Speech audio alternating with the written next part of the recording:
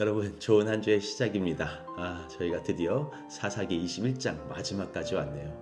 그동안 수고하고 너무 잘하셨습니다. 우리가 사사기 17장부터 21장까지는 사사들이 치리하던 시대였음에도 불구하고 얼마나 사람들이 악한 행동을 많이 했고 자기를 정당화하며 자기의 그런 의의를 나타내기 위해서 또 저주를 받지 않기 위해서 얼마나 미신적인 것들을 갖다 쓰는지, 하나님을 원망하는지, 이 모든 것이 자기 때문이 아니라 어떤 다른 것에 이유를 두고 찾는 그런 자신의 어떤 기준을 잘못 가지고 있었던 그 시대를 이야기하고 있습니다. 오늘 사사기 21장을 보면 베냐민 지파와 이스라엘 지파가 싸웠어요. 결국 이스라엘 지파가 이깁니다. 베냐민 지파가 거의 멸절되다시피까지 거의 사람들이 죽었어요.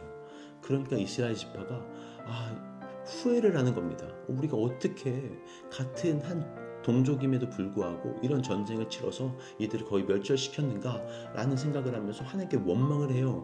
3절에 보면은 하나님 어떻게 이런 일이 일어나게 하셨습니까? 아니 어떻게 이스라엘 한 지파를 없앨 수가 있어요? 라고 하면서 하나님께 되려 화를 내는 원망하는 일들이 일어납니다. 여러분 우리의 삶을 좀 보면 이런 일들이 진짜 많은 것 같아요. 우리 어떤 실수에도 불구하고 우리의 어떤 죄악 가운데 막 우리가 들어갔잖아요. 우리가 똑같은 죄에 또 빠졌어. 그런데 우리의 원망은 하나님께 있는 거예요. 하나님 왜 나를 이 죄에 빠뜨리셨습니까? 왜 우리를 이런 상황 가운데 두셔서 내가 죄를 짓게 만드셨습니까? 라고 원망을 하는 거죠. 하나님이 얼마나 깜짝 놀라실 거예요. 아니 내가 그렇게 둔 게 아니잖아. 너의 생각대로 행했기 때문에 이런 일들이 일어났잖아. 하나님 이런 상황들을 우리에게 보시면서 우리에게 어떤 생각을 하실까요? 우리는 우리 스스로 잘못했음에도 불구하고 회개하고 돌아가면 되는데 그 원망을 하나님께 돌리고 또 다른 곳에 우리의 원망을 이렇게 좀 쏟아붓는 그런 우리의 모습들을 여기서 좀 볼 수 있는 것 같았어요. 이스라엘 백성들이 베냐민 지파와 전쟁을 하면서 두 가지 이런 맹세를 합니다. 한 가지는 우리는 절대로 이 베냐민 지파에게 우리의 딸들을 주지 않을 거야. 이거 한 가지 맹세고, 두 번째 맹세가 무엇이냐면 오늘 이 전쟁에 참여하지 않는 족속은 우리가 모두 죽여버릴 거야 라는 그런 두 가지 헛된 맹세를 합니다. 하나님이 전혀 원하지 않는 맹세였어요. 그럼에도 불구하고 이것이 지켜지지 않을 때에는 우리가 저주를 받을 거야 라고 여호와 앞에서 맹세를 합니다. 아니 여호와는 전혀 관계없이 하나님이 말씀하시지도 않았는데 그리고서 전쟁을 하고 전쟁이 끝났는데 베냐민 지파가 이제 거의 사람이 줄어서 없으니까 후회하면서 이 베냐민 지파를 다시 일으켜 주려고 하는데 자신들의 딸을 죽지 않기로 이 맹세를 했잖아요. 그러니까 이 저주가 두려워서 자기가 이 불쌍한 지파가 생겼음에도 불구하고 자기의 마음을 줄 수가 없는 거예요. 자기의 딸들을 주지 못하는 겁니다. 그러니까 찾아봐서 두 번째 맹세, 우리 이 전쟁에 참여하지 않은 족속을 찾아낸 거예요. 그것이 야베스 길라줌이라고 이야기합니다.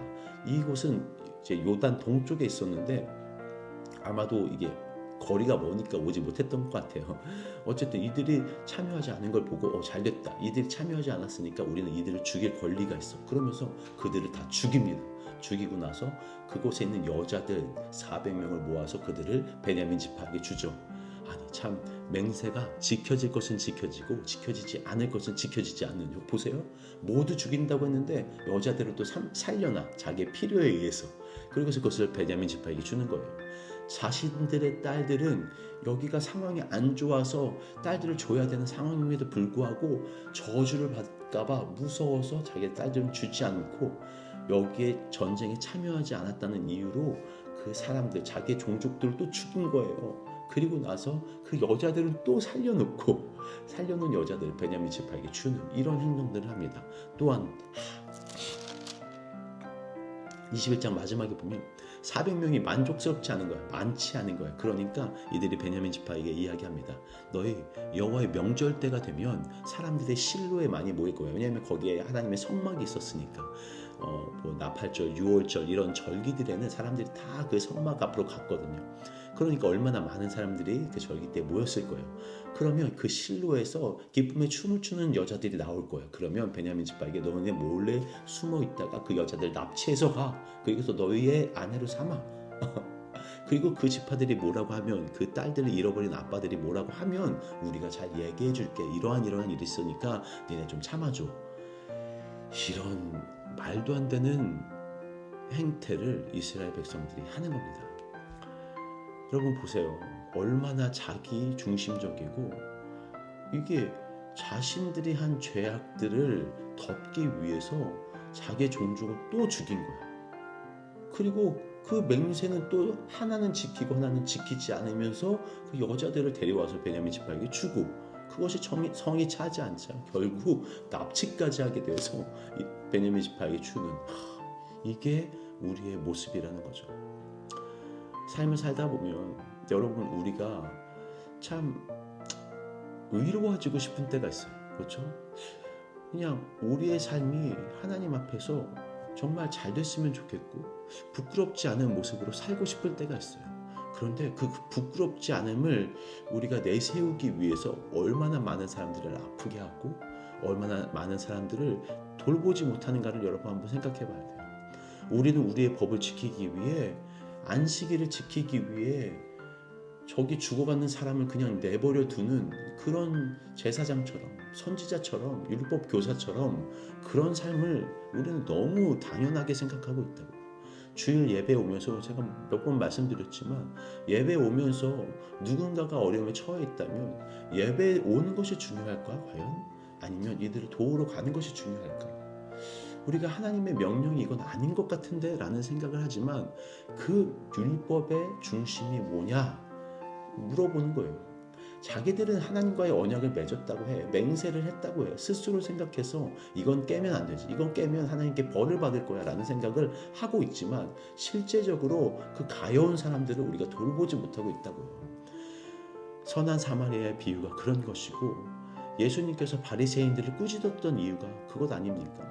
사람이 죽어가고 있는데 율법의 완성이 무엇이냐? 결국 사랑 아니냐? 근데 사랑하지 않고 율법을 지켰다고 너희들 말할 수 있니? 너희들 그리스도인들, 너희가 사랑한다고 말하면서도 나의 법이 뭐가 위야? 그 몇백 가지 법이 중요한 거니? 사랑이 중요한 거니? 사랑은 율법의 완성이잖아. 사랑이 없는 율법은 아무 소용이 없어 라는 것을 오늘 사사기 말씀해 주는 거거든요. 성경 전체가 말하고 있는 거예요. 여러분, 그러니까 여러분의 삶 속에 사랑을 두지 않으면 어떤 것도 우리가 크리스찬적으로 살 수 없다는 이야기를 이 사사기가 하고 있고 성경이 말하고 있는 것입니다. 여러분, 우리가 너무 율법적이진 않은가요? 생각해 보셔야 되는 거예요. 우리의 믿음이 과연 무엇에 토대하고 있는가? 그 베이스가 사랑이 되지 않으면 여러분, 교회는 교회가 되지 못할 겁니다. 크리스찬들은 힘을 잃을 거예요. 우리의 영적인 힘은 사랑에서 나옵니다. 사랑은 곧 예수 그리스도시죠. 그분이 우리에게 하셨던 것처럼, 같이 밥을 먹었던 것처럼, 같이 낮은 자리에 오셨던 것처럼 우리가 그런 모습으로 살아갔으면 좋겠다는 마음이 듭니다. 오늘 사사기 마지막을 보면서 우리에겐 희망이 없어 보이는 이 사사의 시대이지만, 그럼에도 불구하고 하나님은 룻기를 통해서 또 사무엘 상한을 통해서 하나님의 일들을 이루고 계시고, 새로운 빛, 희망, 하나님의 소망을 둔 일들이 성경을 통해서 계속 이어나가는 것을 보면서, 하나님의 그 패턴, 죄악과 그 무너짐 가운데 있었던 사람들이 어떻게 다시 회복돼서 하나님의 사람으로 변해가는가를 볼 수 있는 그런 일들이 이제 또 이후에 나오니까, 여러분 계속해서 성경으로 함께 가십시다. 수고하셨고, 이제 룻기에서 또 만나겠습니다.